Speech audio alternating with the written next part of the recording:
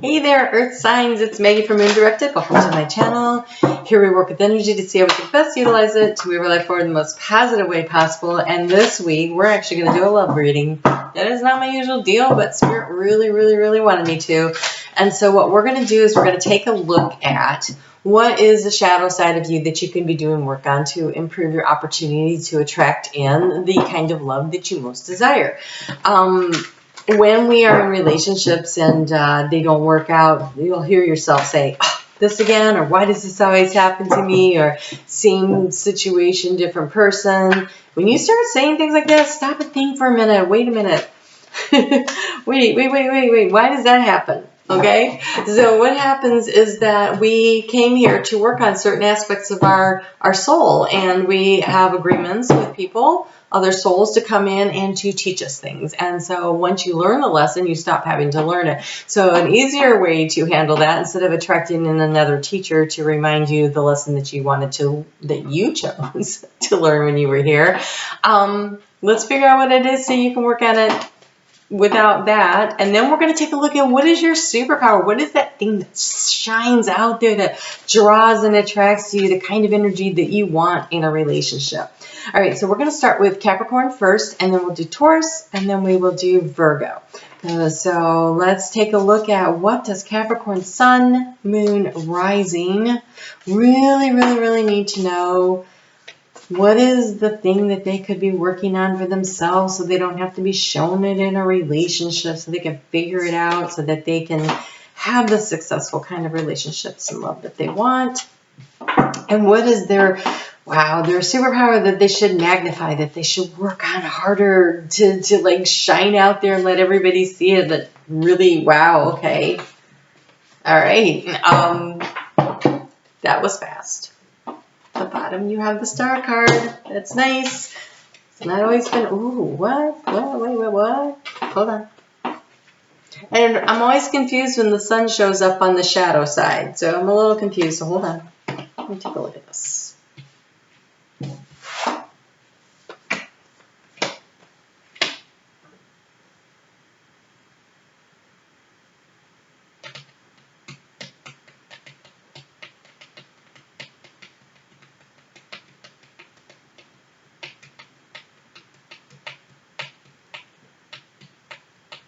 Okay, so equally confusing to me is when you have the Nine of Swords show up on the part where, that's good. So hold on. I'm just trying to get what the message is here.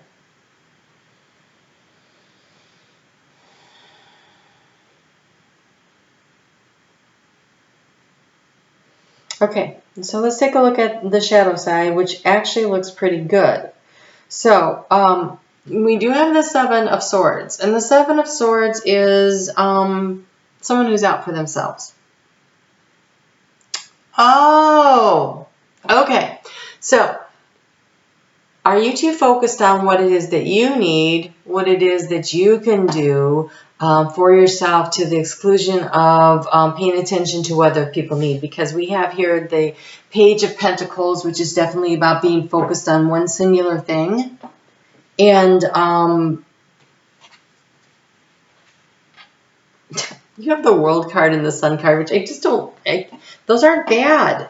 Those aren't bad cards, and you can't make those bad. So there is a situation that, focusing only on yourself and on one thing needs to probably come to an end. And I think you need to let your personality shine through. Like all the parts of you. It isn't just, this is all the colors of the rainbow. This is the whole of you. And I think that you allowing people to see you as more than somebody who just focuses on money and on business and on overcoming obstacles, which you are great at. But I think you need to be the complete package. I think that's what the World card is saying here. It's like there's all this rainbow and light, and I think that allowing yourself to be the complete package and not hiding it because people think you're just focused on one thing. So opening up, I think. Because here, this pentacle has the same colors as she's wearing But this encompasses all of the aspects of you. And here, this seems to be like really focused on, see the orange pants he's wearing? That it would be sacral chakra. So that would be, you know, their financial security. And so it's like being maybe just a little too focused on making the coin. And instead being willing to open up to and letting all of you shine. So I think not all of you is shining out. And I think the reason the Nine of Swords here, in what you could do to attract other people in, is this is showing kindness and compassion for other people, because it comes out with the Three of Pentacles, which is working with other people on a project. Are you taking on too much for yourself? Are you not letting other people join in and help you? Because I think when you do that, then this partnership comes in out of freaking nowhere. I don't know if you could see that, but there's a pig flying with that cup that's coming in. And down at the bottom, it's really hard to tell right here, though, that is two pairs of spirit hands doing the heart symbol together. And so I think that when you allow other people to share the burden so that you don't feel like you have to do everything, so that you're so focused on this that you don't have time to be a complete and whole person. So what can you do at work to lighten the load? What can you do? Maybe are you taking on too much? And so how, you know, letting other people in, that through the teamwork, through that aspect of it, all of a sudden there's room and there's opportunity to allow the Page of Cups to come in. It's actually really nice. Now, if you are currently partnered and everything is going really great, I want to recommend highly that you make time to spend time with your partner. Make sure that you're focusing time on that and keeping it all together and happy, because apparently this light is there and it can shine out, right? And if you are single and you're looking, are you so focused on work that you're not making time and space, so do that. And if you're struggling in a relationship, it looks like it's pretty much doable to just, you know, focusing on letting the sun shine and flow on the floor, and being the whole and complete you to bring it in. So that all looks good. Let's get a card here from Spirit. I say a card, but it's never been one, so I just follow along. They can say what they want. They do what they want.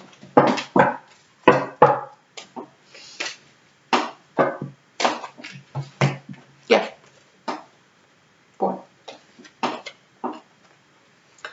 Okay, in case I didn't make myself clear,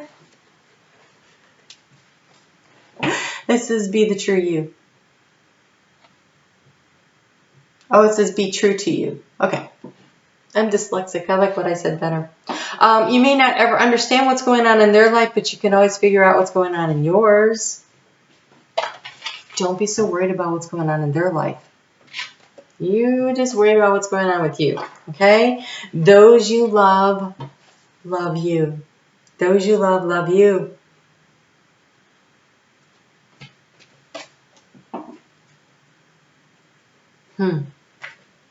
Okay. That's what this is. Convince yourself, not others. There is need to clarify, explain, or justify when the need to clarify, to explain, or justify yourself in personal relationships is always self-serving. What is important is knowing the truth about why you felt the need, because it often points to the insecurities that could be dealt with in more effective ways. So, you don't have to prove anything to anyone. You don't have to explain anything to anyone. It is you understanding who you are that matters. And you also have to give yourself much more credit. Give yourself much more credit. A stranger than strange preponderance to ponder. Like, I don't know if they know I'm dyslexic, but they make this hard.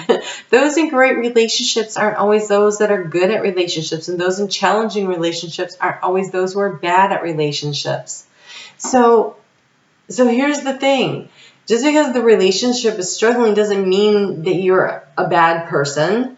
And if the relationship is really going along well, it doesn't necessarily mean that you are good at a relationship, right? So take a look at yourself.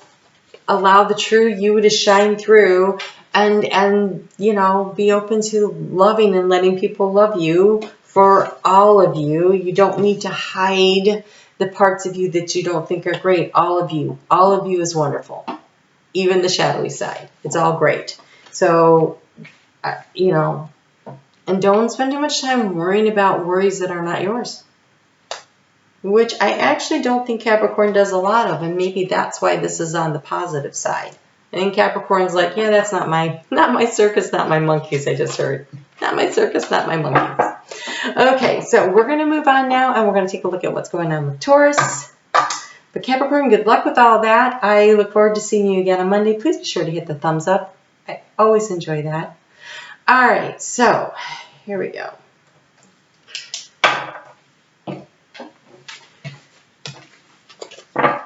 Hey there, Taurus Sun, Taurus Moon, Taurus Rising. How the heck are you? So you guys got a big week. So I am recording this, and you'll have it on Friday. That is what, the 23rd. And then next Saturday is the 31st. In the United States, we celebrate Halloween. But all around the world, on the 31st, we have a blue moon in Taurus, which means it's the second full moon in a calendar month.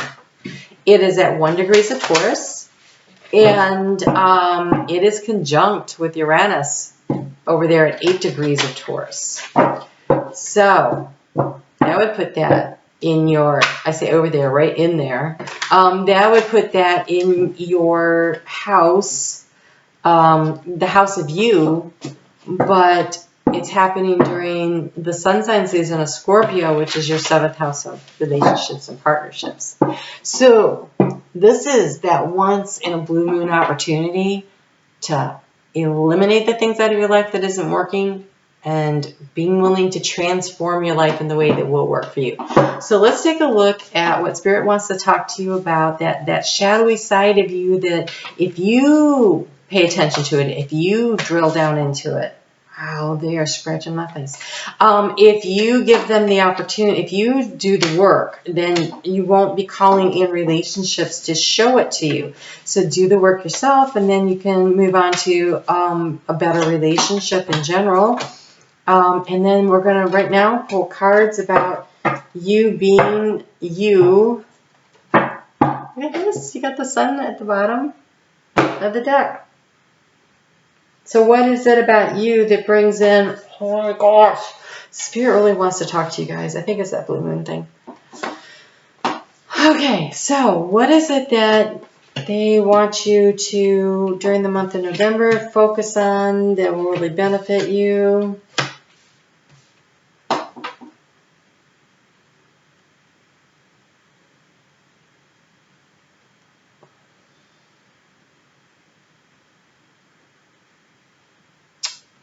Okay, so according to this, what I just heard, Taurus has a tendency to think that they have all the answers and they're the ones that have to solve the problems and they're the only one that can do it. That's a big burden. Because we have the Magician. This is the shadowy side. Like the Magician's like, I have all the tools and I can figure this out. And the 7 of Wands says, yeah, all the stuff is coming at me, but I'm just going to focus on this one thing and I'm going to get it done. And the Hanged Man says, I'm not going to make a decision until I know exactly what it is I'm going to do. Both of these are cards, because this one's in the meditation, and both of these cards are just like sitting there, not doing anything until you decide what it is you're going to do. But there is nothing in here that looks like teamwork, which in a partnership is not a great idea. Like, a partnership is supposed to be 2 people, 2 things working together to make things work. It is. This is why so often I find Tauruses feel completely overburdened, because they take on all of the responsibility for themselves, and they don't collaborate enough. So, what are your superpowers? I love your superpowers.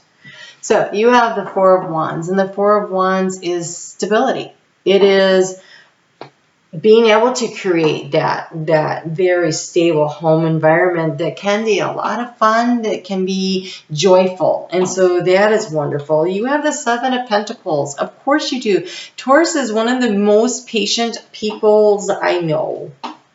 I'm trying to think of another sign that I think is more patient than Taurus, and I can't. You are, I would say you are the most patient. Libra, maybe. Usually. Taurus for sure.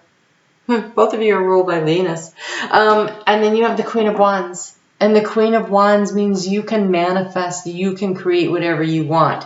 So this is your superpower, and it's also a hindrance.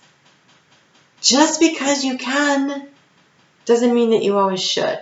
And so I just want to invite you to consider, when you're in a partnership, inviting your partner into the decision-making process. It seems like it is a part of this here that is showing up here. But your ability to sit and patiently wait and allow something to grow and nurture into something magnificent is beautiful. And your ability to call in the forces that you need to manifest what you want, that is your superpower. So those I really like. I do want to say, though, when I'm looking at a deck, I find the Queen of Wands to be someone who can orchestrate her life, and doesn't matter if you're male or female, orchestrates and creates her life. But the King of Wands, which is the next step up, is someone who is able to collaborate with others in order to manifest and create. And so you're at the Queen of Wands. When I look at that Magician, I think it's great that you're at the Queen of Wands, but maybe consider working toward the King of Wands. But the Queen of Wands is a lot more fun. It's just a lot more fun. All right. Wow, you only get one card. Everybody else has been getting 1,000. What's up here? Huh. All right, Taurus. If they loved you once, they still do.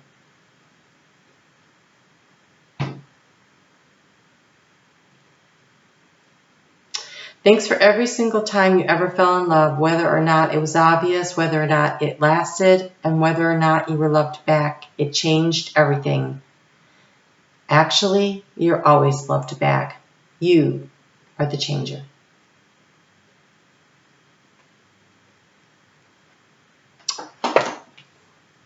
I have a personal belief system that you can't fall out of love. The nature of the love can change.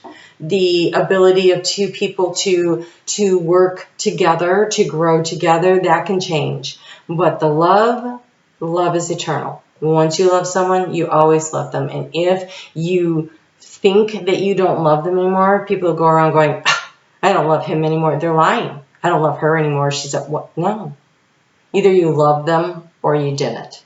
Love is eternal. So if they loved you once, they still love you. And that is always important to remember for everybody. So, all right, Taurus. I will see you back here on Monday when we do the Moon Astrology. I might be changing the format. I'm playing with stuff right now because I can. It's Scorpio season. This is when we get to transform things, and I feel like transforming a lot of things in my life. All right, so you guys take care, and I will see you on Monday. Be sure to hit the thumbs up. I really appreciate it. Hey there, Virgo, Virgo Sun, Virgo Moon, Virgo Rising. How the heck are you? Before I forget, could you hit the thumbs up? I always forget to ask. So what we're going to do, we're going to talk about love today. In a relationship, so when we incarnate, we say, hey, I want to go and learn these things. And we look around for people, other souls that'll teach us, and they sign up for this, and sometimes they teach us in a way that we don't particularly enjoy. When you find yourself saying, why does that always happen? Why does it always go like that? Same thing, but different person. Same thing. Then that's the thing where you start going, wait a minute, that's a soul lesson. It could be happening in love, it could be happening in any arena of your life, right? But we're going to talk about your love relationship today. So we're going to take a look at what is that things that maybe you could work on it. We're going to call it the shadow side. It's the thing that you wanted to transmute and create something different with in this lifetime. And so if you do the work yourself without someone pointing a finger at it, then your next relationship or the current relationship you're in can evolve to a higher frequency, which is great. And then we will take a look at the light. Well, how can you take the best parts of you and really show them off? What should you be showing off to really attract that higher vibrational energy? Wow, that is fast. Okay. Spirit's ready. What is this? What is the... Okay, wow. That's crazy. Crazy fast. All right, so we have 9 of Wands. You are nearing the end of a tough cycle. Yay. Oh, they have so much here. Wait. Why is there so much?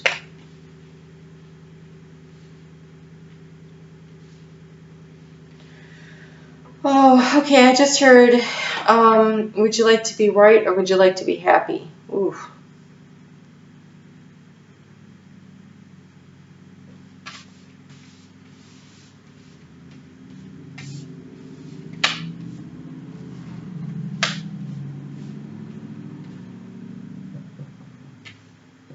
Okay.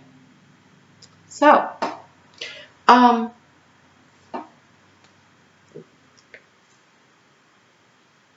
okay.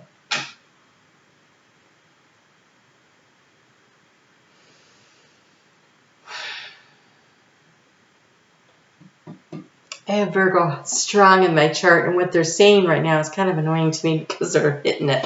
Okay, so first off, do you tend to take on too many burdens? Do you tend to take on too many projects, too many things to do, too much responsibility is what I'm hearing? And then do you think that you are the only one? We have the 9 of Pentacles. That's the single, I got this, I'm in charge person. And it seems like it's going on around the home arena. Were you like, I got this. I can be victorious. I will figure this out. I've got all of this. And you work and you work and you work. And you're like, yeah, I got this. I got this. I got this. And then all of a sudden, the tower moment. Where all of a sudden you break down. Like you can't physically, mentally, emotionally do everything. You took on too much is what it feels like. Just too many things. It's too much responsibility. Remember at the bottom of the deck we had the 9 of Wands. What's interesting is in the superpower area you have the 8 of Wands. And so in the shadow side you have the 10 of Wands, which makes me feel like right now, going into the month of November, you're sitting here at the 9 of Wands and you don't have too much going on. And if you don't set down a wand and become the 8 of Wands, you stand a real chance at having a tower moment where everything just kind of exhausts you, where you just completely lose it. Because you have, in the superpower area, you have the 2 of Pentacles. This is bringing things into balance. And you have the 7 of Cups, which is carefully selecting from the opportunities and the options available, the right one. And the thing is this is your superpower. So this right here of just simply saying no to something before everything crashes down around you will bring things back into balance. So I feel like, honestly, Virgo, I don't know what's going on in your love life, but it actually doesn't look bad at all. What it looks like, though, is that we kind of get snippy when we're tired and stretched and we have a lot going on. And I just feel like if you just took a little bit off your plate, if you didn't go for one more thing. Look, I want to show you, what is she grabbing? She has to stretch and reach for that pentacle, but she's not going for the low-hanging fruit. What? Are Are you just reaching for too much? This Six of Wands just has one wand there, and there's a victory wand there. I feel like this is the one you set down. If you set this one down, so that you go from the 9 back to the 8. The 8 is a lot of movement forward, and it's a lot going on in it. But I love how when they come together, they kind of like form, like all these little lights form this great big ball of light. And so that's okay. That's beautiful. 8 is beautiful and manageable. 9 is completely exhausted looking. And 10 is the shadow side. So I think it's just a matter of stepping back a little and creating a little more space in your life for the things that really matter. And so a little reevaluation of your priorities. And honestly, it's not like stop everything. It's give up something, something that you really have to stretch for that's just a little too much.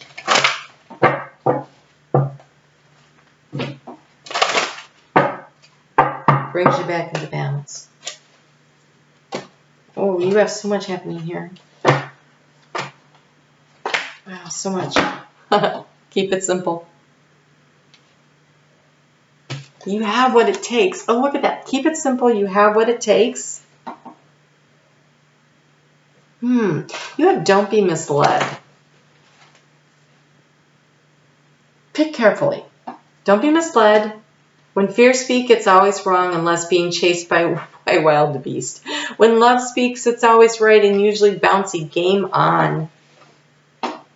All there is to love has always been there. Wait, let me say this again. It's not great.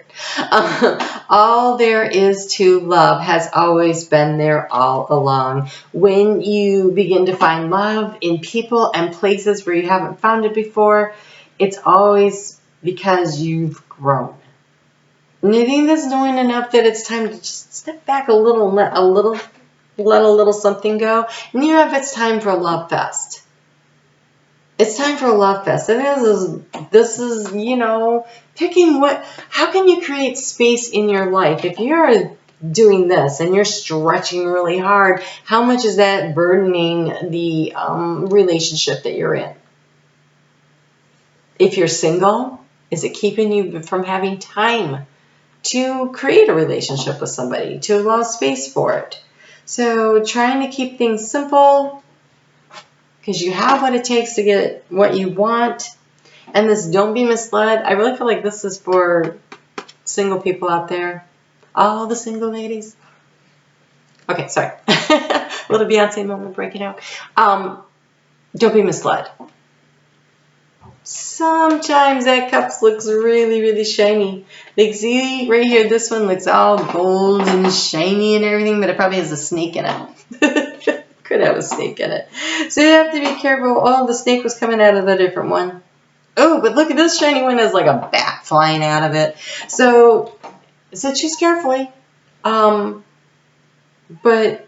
you don't need to put everything in your basket, right? Let some things slide by so that you have more time for you.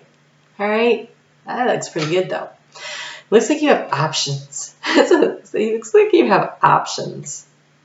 Never too bad on that either. All right, Virgo, you guys take care. I will see you back here on Monday when we do the Moon Astrology. There might be some changes to it. I'm playing with some ideas in my head. We'll see. All right, you guys take care. And until then, in November, just, there's a blue moon coming up in Taurus. And for you, that is happening in your 9th house of higher learning and knowledge, communication with spirit. There's an opportunity for you to select what it is that you want to bring in. It's an opportunity. All right. We'll talk soon. You take care.